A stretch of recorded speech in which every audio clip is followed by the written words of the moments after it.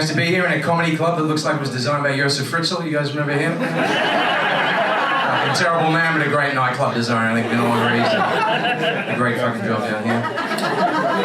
So, bank holiday weekend, English people, are you getting wasted? Of course you fucking are. It is your civic duty. And I think we should all be getting hammered this weekend. I mean, Jesus got hammered to a cross so we could have 4 days off, but it would be wrong fucking not to. You got hammered for us, let's get hammered for Jesus. That's what we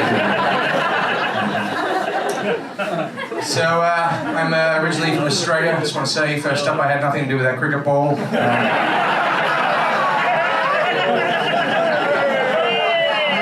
I mean, I do my own ball tampering, but it's a little bit different. Fuck you. I've lived here a long time. I don't know how Australian I am anymore. I've lived here a long time. I was originally sent here for 7 years for stealing a loaf of bread. I've been here 14 years now because, well, I stole another one. I just love bread up here. I know myself. I've been here so long, I don't even say g'day to people anymore, which is quite a normal greeting in Australia to say anyone g'day. And I think what happens is, as an Australian, if you've lived here more than a year, you stop saying g'day, because you get up every morning and you look out that window and think to yourself, no. It's not a good day. It's pretty fucking shit out there. Still have to tell people I'm from Australia and New Zealand. I know a lot of British people you can't tell the difference between an Aussie accent and a Kiwi accent, which I find a little bit odd, because you have hundreds of accents in this country. I mean, when I first got here, I could barely tell the difference between Irish, Scottish, and an alcoholic. They all sound very similar. And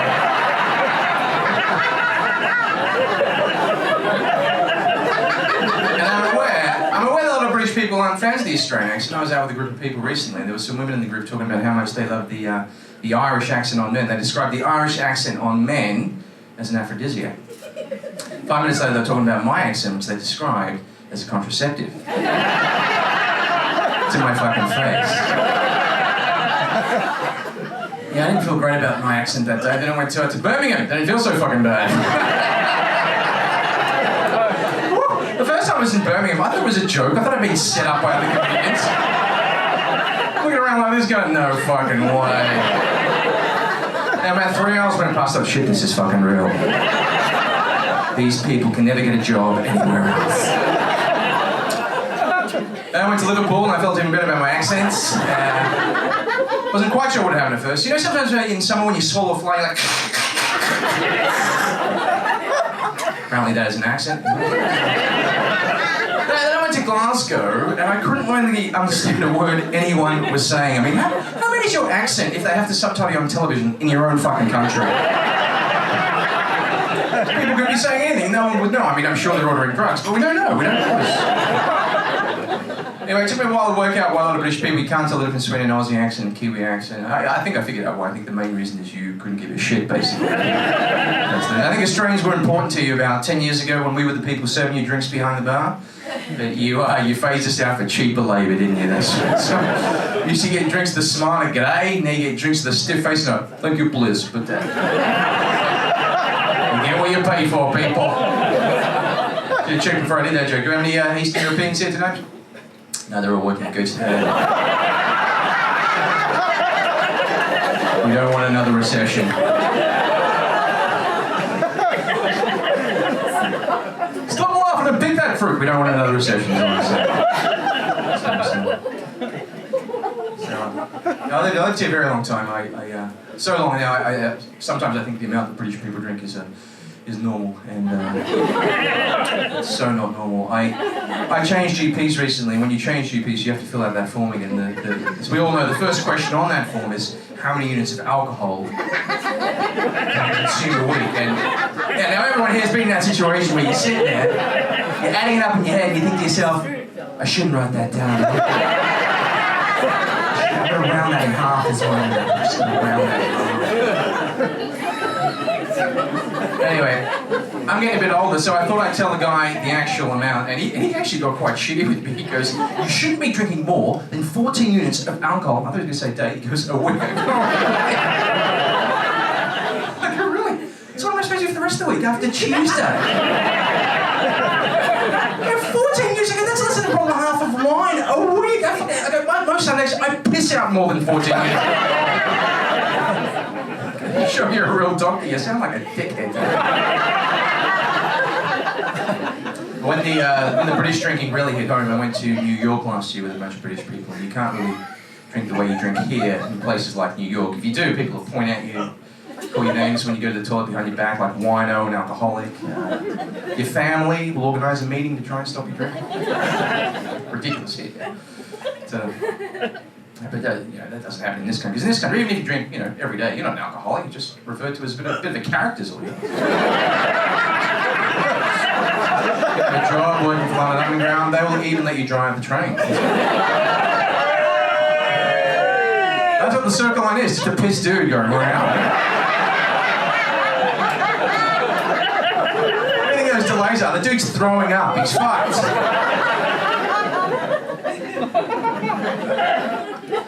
A lot of talk in the media at the moment as well about people being offended, a lot of people getting offended on Twitter and stuff. But you know what I think is the most offensive thing to British people? Non-drinkers. You tell a British person you don't drink, they are fucking disgusting. Horrifying. What's that, you don't drink? Why not? What's wrong with you? What are you fucking hiding, you perverts? So in Australia, it's considered, a good thing, that you're being healthy. People say, good on you, it's good for your health, keep going. Whereas in this country, okay, if you don't drink, if you quit drinking, the view isn't that you've beaten alcohol. The view is that alcohol has beaten you. You're a fucking loser, you couldn't handle it, basically. People walking away, get him away from me, I don't want to catch failure off that prick, what a fucking loser. Can't handle this alcohol, what a fucking loser. Fucking loser. So when I was at the GP filling out that form, how many alcohol, the units of alcohol I consume a week, it had some tick boxes there, very low, moderate, high, very high. I ticked them all because I was still pissed from the night before. It asked me what I weighed, but it asked me what I weighed in stones. I was like, stones? What fucking century is this? I don't know, like big ones? 20 small ones, half a boulder, I don't know. I don't have a counterbalance in my house where I stand on one end and pile rocks on the other. And it asked me how tall I was, so in keeping with your measurements, I put 5.5 long sticks. It's these traditions that you hang on to in Britain, give it a chance, these traditions that you have in Britain. For example, as you guys know, you might not believe me when I tell you this. Do you know, in other countries, when you go to the bathroom, you wash your hands, the hot and the cold water come out of the same tap. Some of you thinking to me, no, that's not possible. If we did that, there would be an explosion. That's right, in other countries, right, when you guys are doing this, other people are just washing their hands, probably. But hey, I'm not in a position to slag off your bathrooms. My family is originally from Greece. My parents immigrated, like a lot of Greeks, immigrated to Australia in the 60s, so we, their children, could grow up with the benefits of racism. Very character building, toughens you up. And you all would have been on holiday to Greece and seen their bathrooms. Every time you go to a Greek toilet, there's usually a sign there above the toilet, printed in Word 97 with a bit of clip art of a toilet doors. Do not put the peppers in the toilet. Have you seen this before? Do not flush the peppers, you will destroy the village. You will kill my grandyaya and hundreds of gods. It would just be me, Manolis, and a big pile of shit. What a fall from grace for such a great civilization. Things like democracy, philosophy, and it all fell apart when someone took a massive shit. Derailed the Greeks. Plumbing! It's over. 2 women laughing, fantastic. So I'm going to reveal a secret that all Australians have. A lot of you, you might know this if you've been to Australia, so you will not know this. No one in Australia drinks Foster's. Did you actually know? Most places don't sell it. In fact, it's beer for homeless people. And no one really watches Neighbours in Australia anymore either. They don't even make it anymore. Yeah, it wasn't for British people drinking Foster's and watching Neighbours, Australia would be a third world country. And you have these ads here for Foster's that Australians have never seen before. These ads that go, Foster's, it's Australian for beer. No, it's not. It's Australian for homeless, don't drink it. It's just an export beer, Conceivably, you guys might want to do something similar now with your homeless person's beer, special brew, tenant super, with Brexit, export that shit overseas, sell that shit beer, sell them cricket balls, sell them shit beer, send it all to Australia. You know how these things work? You always just need the right commercial. This be my commercial, the special brew in Australia, be a homeless guy, like face down in the sand, bit of zinc cream on his nose, a few cans of special brew around him, sun beating down, camera slowly panning in. No job. No wife. No mortgage. No worries.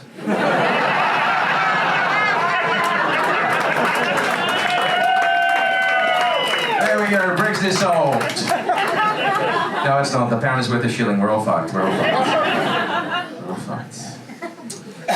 So, a lot of women's issues in the news last few months. I'm all for women's rights. We all for women's rights? We're all into women's rights? Just women? There's some of the guys not too. See, I think women should get paid the same as men. Who thinks women should get paid the same as men? That's right, so they can afford their own drinks. It don't make sense. In fact, I think women should get paid more than men so they can buy us drinks. What do you guys think about that? That's right. And fucking sexually harass us. Wouldn't that be nice, fellas? To feel wanted for a change. You're at the bar, she's bought you the drink, she's groping your ass. Oh, that's lovely. That's so nice. Hashtag grope me too. Nice to feel wanted. So I'm just top of the show now. Single people, give me a chair. Yeah. They sound enthusiastic. Put rohypnol in their own fucking drinks. Couples, give me a chair. Oh, you're still fucking. That's good. Very good. Still in love, still fucking having the sex, yeah. Married people, give me a check. Yeah, happy to be away from their fucking kids. That's what that was. Clearly yours is still in the car. Left the window down a little bit. I was married for quite a while. I was in a relationship for 10 years, married for most of it. I've come out of it now, and now apparently if I want to meet someone, what I'm not supposed to do, I'm not supposed to go to a club like this and talk to someone. That's not done. That's rude, apparently, what you're supposed to do now. Is open an app on your phone and swipe faces all day like some monkey retard.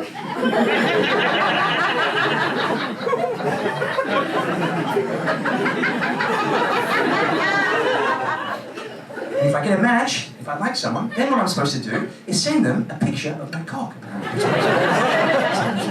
I don't understand. This isn't my generation, right? I'm old. We didn't have the technology first. If I wanted to send someone a dick pic back in the day, I would have had to go down to a post office, buy a stamp and an envelope, and put a photocopy of my cock in there. That's just not a good idea on any fucking level. I don't get this sexting dick pic thing, you know.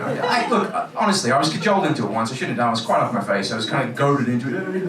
And I don't think it went very, very well. Let's just put it this way. The woman who I sent the dick pic to, she knew it wasn't mine. Let's just say that. She knew it wasn't mine. It was massive. And black. So... I was seeing a lady last year for a little while. You know, I would take her out for dinner. I'd take her out for dinner every now and again, you know, if there was a Groupon deal, and that never quite works out to be a romantic date you think it's going to be, because they have some pretty nice restaurants on Groupon, albeit a bit discounted, but they're nice restaurants. So you book the nice restaurant, you get dressed up to go to the nice restaurant, you might even treat yourself to an Uber, special night. You turn up dressed up, special restaurant, Uber. It's the first thing they ask you. It's the first thing they ask you as soon as you walk in. Do you have the voucher? You're like, shut the fuck up! Jesus Christ! I don't want anyone in here to know I'm a discount scumbag, please! Just want to sit down and have my dinner and dignity with these rich cunts, please! And you're sitting there on your special date, white tablecloth, flowers, candles, got the dessert menu, the wine menu, the a la carte menu. They take them all away and give you a pamphlet a quarter of the size. There you go, scumbag, that's your menu. There's no choice, it's the shit the rich people didn't eat for lunch. There you go. That should be Groupon's motto. Groupon, what you save in money, you pay for in humiliation. Fun date. I went out with this other lady who was really into her wine, and really into my wine, so I got wasted, and we went back to her place for more drinks, and one thing led to another, and we were making the love, and she was trying to rope me into talking dirty during sex. Now, I'm of the opinion that if you're talking during sex, you're probably doing it wrong. You should be concentrating. I think the only time you should talk during sex is if it's absolutely necessary. Like, did you lock the door? What time did your husband come home? Are you sure you're 16? You look younger. A little tip there from Uncle Rolf. Special hearts. It's a comedy night, people relax. Should have said, by the way, if we have any politically correct people here tonight, that would be a good time to fuck off to one of these safe spaces. They sound like a barrel of laughs, don't they? Just a bunch of people sitting around going, ooh, can't wait to join that gang. That sounds like fun. Being offended. Ooh, that sounds great. I think people just get offended to have some content to post on fucking social media. It's not acceptable to post about your lunch anymore, so they just... barrel of fucking laughs. Anyway, so I turned 40 recently. Ladies and gentlemen, turned 40 recently.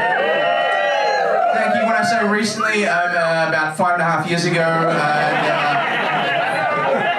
Do you know what I got for my 40th birthday? Something you know what I got for my 40th birthday? Depression is what I got for my 40th birthday. That's what we all get for our 40th birthday. Who's in their 20s here? Give me a cheer. Yeah, now I bet you people thought to yourselves, when I said I was in my 40s, I bet you people thought to yourselves, shouldn't this guy be dead? So when you're 20s, 40s just inconceivable. Who's in their 30s here? Give me a cheer. I bet you people probably thought to yourselves, oh, but I'm 40. I have money, property, a distinguished career. Who's 40 years old or older? Give me a cheer. Yeah. See, me and these people here getting wasted because none of that shit materialised. Tell you what happens when you're in your 40s. You know what happens when you're in your 40s? You get injured doing nothing. That's what happens. I was meeting a group of people for drinks recently. I walked in, they go, hey, what's wrong with your leg? Why are you limping? I'm like, I don't know. I woke up and it was fucked. True story. Yeah, because when you're young, you get injured doing exciting things like snowboarding, mountain biking. I got injured last year watching television. Fell asleep on the couch for an hour, woke up, couldn't move my neck properly for a week. I had to turn my whole body like some rusty middle-aged C-3PO. I think as well, as you get older, your perception of what is old changes. And I was walking down the street recently thinking to myself, you know, when are you like fucked old? And there happened to be an old couple in front of me, walking in front of me. You know when you see an old couple wearing jeans? And the pockets are on the wrong part of their ass? The jeans are really high up too. That must be fucking hurting your ribs. How did you get those jeans on while you were parachuting? Jesus Christ. I think you're old, right? When if you're wearing jeans, then it's easier to reach your wallet over your shoulder than around your back. It's time to put on a pair of Cheetos. So the other thing happens when you're old as well. Young people, this doesn't happen to you. Young people, you put on weight evenly. You can put on weight and still look good. Old people, when you put on weight, it just goes to one part of your body. Right? It's one part of your body. A lot of people just their stomach. Me, it's the side of my head. Yeah. So the fatter I get, the more I look like John Prescott. It's fucking ridiculous. You see young women, they put on weight, they get bigger boobs, bigger bum. Any of the men in the room ever put on weight and got a bigger cock out of it? Any of them? No. Penises seem to be impervious to weight gain. It's fucking ridiculous. You can be eating 8 pizzas a day, be a big fat blob, you get a boner, your cock still looks like a bodybuilder's forearm. Just ripped and skinny and what actually happens, because you're getting bigger and your cock's staying the same size, it actually looks like your dick is getting smaller. Ridiculous. Yeah, I'm going back to Australia soon to visit my family, and I used to go in January. It was very, very hot. I go every January. I'm from Melbourne. There'd be a heat wave every year. 42, 43, sometimes 45 degrees, which is a bit different to what we call a heat wave in the UK. Very well. The last heat wave I think we had here was in August, where it got to about 26 degrees, and it was described on the news as sweltering. Do you remember that? I think what we experienced here in August is what people from other countries referred to as weather. That's all it was. Also, they've got to be careful what we describe as a heat wave, because it can be insulting. It can be insulting to other countries. I don't know if you guys are aware every year in Africa how many tens of thousands of people actually die of laughter when they hear about these British heat waves. There's always a couple of people that don't make it through the British heat wave. I think if you die during a British heat wave, you probably weren't going to make it anyway. I don't think it's that 27 degrees that finished you off. Might have been some underlying health issues. You guys been a great audience, got a great headline. Nice to meet you.